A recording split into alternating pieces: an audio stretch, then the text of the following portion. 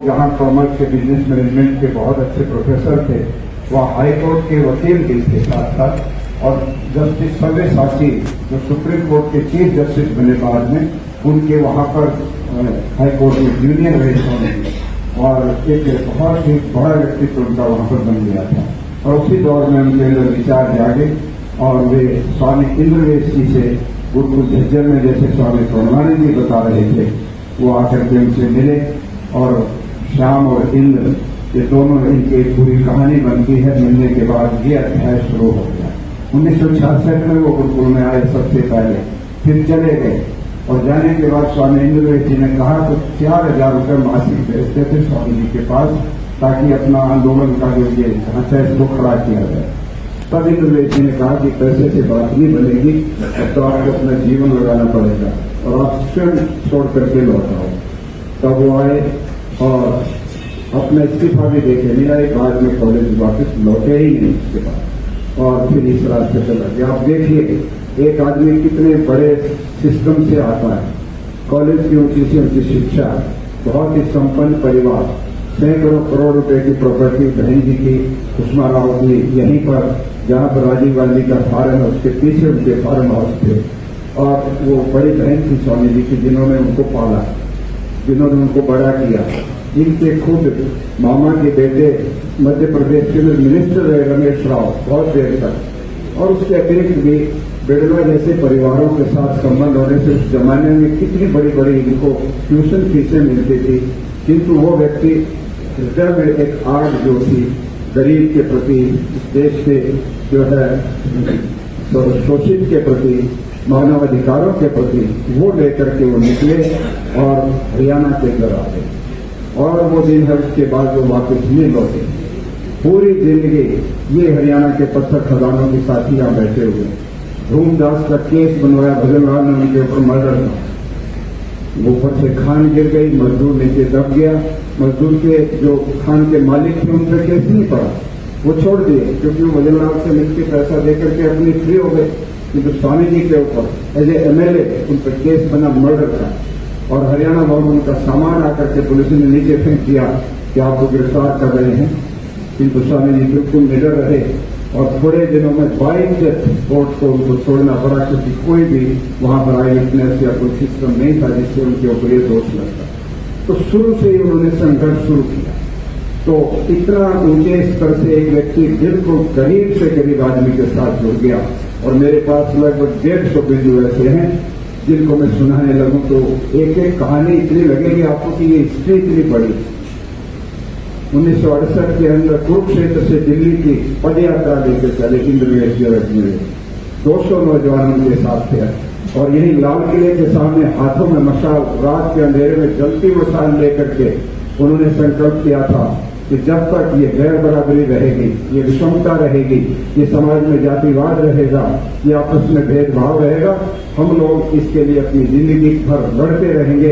आर्य राष्ट्र का एक नारा देकर के कि कोई भी है सबको हम साथ लेकर के एक नया समाज बना करके दिखाएंगे। और उस समय आर्य सभा बनी 1970 में, तो उस समय जेल के अंदर बैठे थे सोना, जेल में फैसला हो, रोहतक की सेंट्रल जेल में घोषणा कर दी कि अब हम संन्यास लेंगे।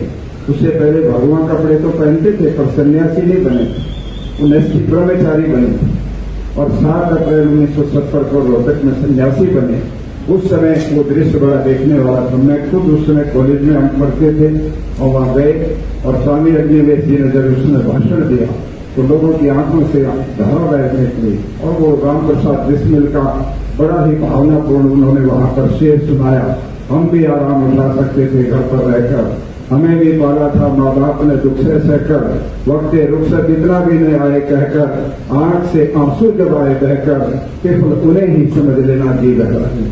माता जी मंच पर बैठी थी उस समय, सीता देवी और सारे परिवार के लोग थे। और तब अपील की कि आर्य राष्ट्र के लिए मुझे चाहिए आप लोगों से सहयोग। आप आश्चर्य करेंगे, हमारी माताओं बहनों ने अपने कानों की बालियां, अपने हाथों की घड़ियां, अंगूठियां झोली में डाल दी, हजारों रुपया तो झोली में डाल दिया कि आर्य राष्ट्र के लिए आप काम करो आपके साथ। एक तूफान आ गया और फिर तो ये आंदोलन चलता चला गया। 1972-73 में बहुत बड़ा किसान आंदोलन, पहली बार भारत में वो किसान आंदोलन हुआ।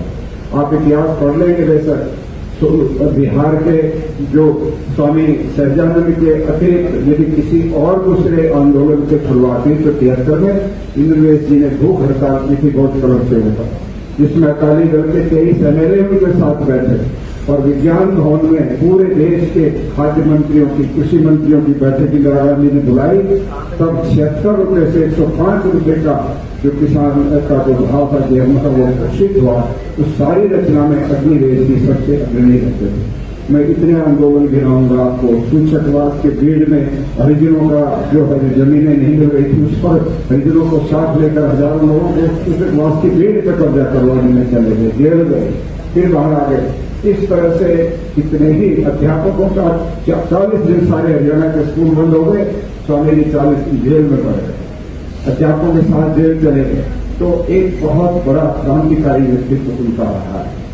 और ऐसे व्यक्ति वास्तव में बहन पूनम जी कह रहे थे कि समाज में बहुत तेज से पैदा होते हैं, आदमी तो घूमते रहते हैं, बहुत सारे हैं, परंतु इस प्रकार की विचारधारा को समर्पित इतना दिलगुर्दा, इतना मजबूत, आप सोच नहीं सकते कि एक व्यक्ति कितना ज्यादा अपने सिर के ऊपर जोखिम लेकर आगे बढ़ सकता है। उनके ऊपर जिस समय कातलाना हमले हुए, आप सब ने उसको देखा, फिर भी वो पीछे नहीं हटे, वो डरे नहीं, बढ़ते चले गए।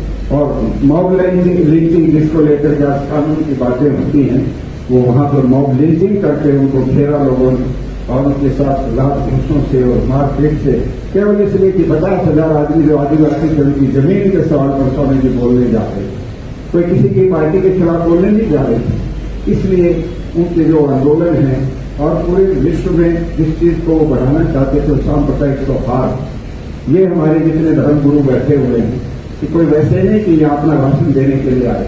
इन लोगों ने बहुत बारीकी से स्वामी जी को देखा, समझा, उनके व्यक्तित्व में जो चीज इनको लगी कि उसे आर्य समाज का व्यक्ति है, चाहे कोई दूसरे हिंदू समाज का है या किसी और समाज का, जहां भी वो होते थे वहीं पर उस चीज को करने में वो कभी चूकते नहीं। ये उनकी एक विशेषता थी। यही दयानंद सरस्वती के जीवन का सही मायने में अगर निचोड़ निकाले तो महर्षि दयानंद की इस बात को कहने से कभी नहीं चूकते।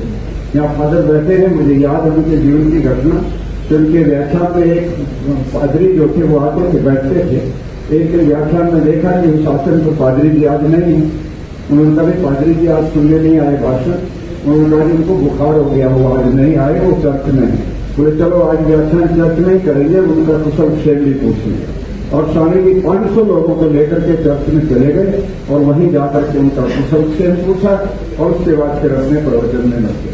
स्वामी दयानंद जैसे जो भी बात सत्य होती, द्वेष भाव से कभी उन्होंने किसी के बारे में कोई बात नहीं की, किंतु जो सत्य था, जो उनको लगा वेद के अनुसार जो सत्य उसको वो कहते थे, तो सबके लिए कहते थे। हिंदू समाज में थे, हिंदू समाज ने सबसे ज्यादा उनसे मुकाबला किया। जितना पौराणिक जगत था उन्हीं से स्वामी जी का ज्यादा टकराव बना, बाकी लोगों से थोड़ा बना, क्योंकि उनकी जो रूढ़ियां थी और बाकी लोग विरोध कहते थे, वो कभी चौकते नहीं थी उस बात पर। तो स्वामी अग्निवेश जी ने भी निस्संदेह उनके जीवन का अनुसरण किया। तो मैं बहुत लंबी बातें नहीं कहते हुए, जेपी आंदोलन आया। जेपी आंदोलन में अग्निवेश जी की बहुत महत्वपूर्ण भूमिका है। चौधरी देवीलाल जी को अध्यक्ष बनाया, किंतु जयप्रकाश जी ने हटाकर इंद्रवेश जी को अध्यक्ष बनाया हरियाणा संघर्ष समिति का। अग्निवेश जी को संयोजक बनाया।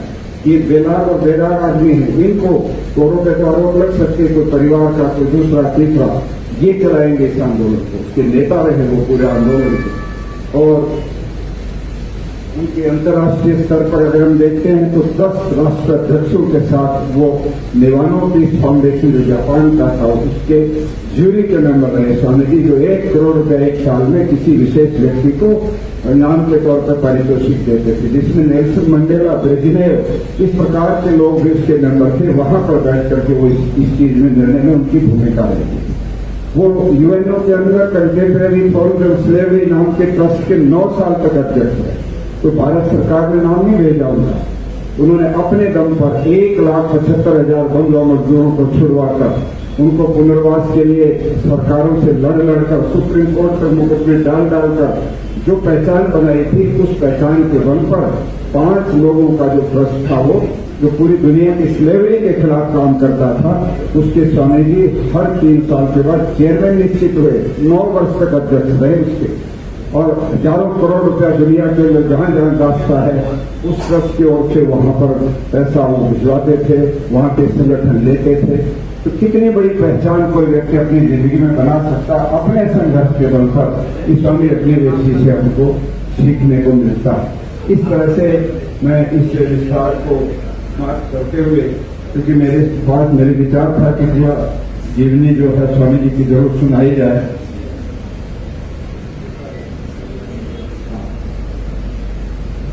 हमारे साथी गौरव जैन जी जो हमारे संगठन का कार्य देखते हैं, चार्टर्ड अकाउंटेंट हैं, उनका स्वागत है, वो यहाँ पधारे हुए हैं। ओमेंद्र आर्य जी, अंकुश जैन जी, बलजीत आर्य जी और आर.डी. यादव जी फरीदाबाद से, ये सभी साथी आए हैं। मैं बाद में आप सबका धन्यवाद सबका भी करूंगा, परंतु इस समय मैं अपनी बात को समाप्त करते हुए पूज्य सुशील मुनि जी महाराज से निवेदन करूंगा कि अपना अध्यक्ष उद्बोधन में फिर एक थोड़ा सा 5 मिनट का आप सबका धन्यवाद। और हमने आज स्वामी जी आपकी उपस्थिति में आपके कमजोर से ही हमारे कुछ साथी जो स्वामी अग्निवेश जी के पूरे आंदोलन के एक प्रकार से स्तंभ हैं, अलग अलग प्रदेशों में, राजस्थान से, मध्य प्रदेश से और हरियाणा से, अलग अलग स्थानों से जो आए हुए हैं, वहां के संगठन के मुखिया हैं, उनका हम यहाँ पर अभिनंदन करेंगे। और उसके पश्चात भोजन तैयार है, आप सब लोगों के लिए भोजन जरूर आप सब लोग यहाँ से लेके जाएंगे। और मैं पूज्य सुशील मुनि जी महाराज से निवेदन करूंगा वो अपना आशीर्वाद, अपना उद्बोधन प्रस्तुत करें। स्वामी जी।